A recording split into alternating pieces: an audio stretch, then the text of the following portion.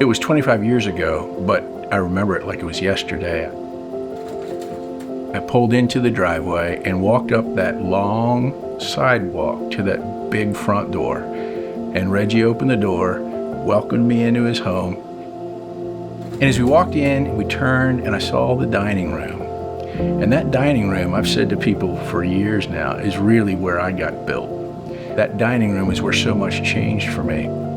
Two things really stand out to me as I reflect on that year. And the first of that is the time that Reggie spent with me one-on-one. He learned me, he listened to my story, and frankly, he helped me with some brokenness and some unforgiveness in my origin story with my dad that really helped.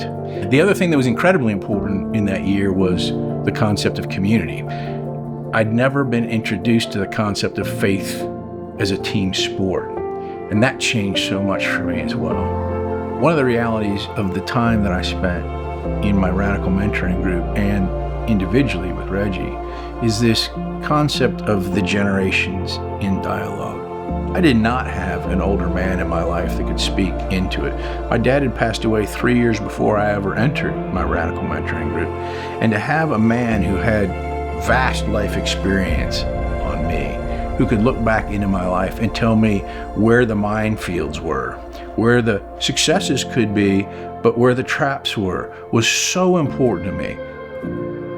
One of the real blessings of my life, after having been touched by radical mentoring and experiencing it, was to become a part of the organization as it grew. I've been a part of the board now for over 12 years, and to watch it grow has been an enormous blessing.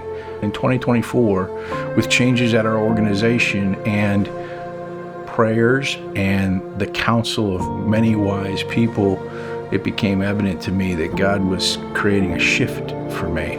And I use the term calling all the time now as I talk about this, because so many things were put in place to make a shift from a 33-year career in corporate banking into running radical mentoring as its president. One of the things I've learned in stepping in this new role and engaging in conversations with churches, this concept of coming together in the construct of a mentoring group is so important, because again and again what pastors are telling me is that dialogue has changed the DNA of their church. It's created glue across the generations, a respect across the generations that has enabled new community that they've not seen before. We talk all the time at Radical Mentoring about this concept of ripples. What does an intentional and purposeful life look like as it streams out across others? We have one man and his obedience to what he felt was a calling to take a small group of men and put them around the table the way Christ did. And the impact of that first 8 that became the second 8 that I was a part of, that's now nearly 30,000. One man's obedience has led to 30,000 people being through a radical mentoring journey. So don't let the enemy paralyze you and tell you don't have anything to give, that you're not good enough, smart enough, holy enough.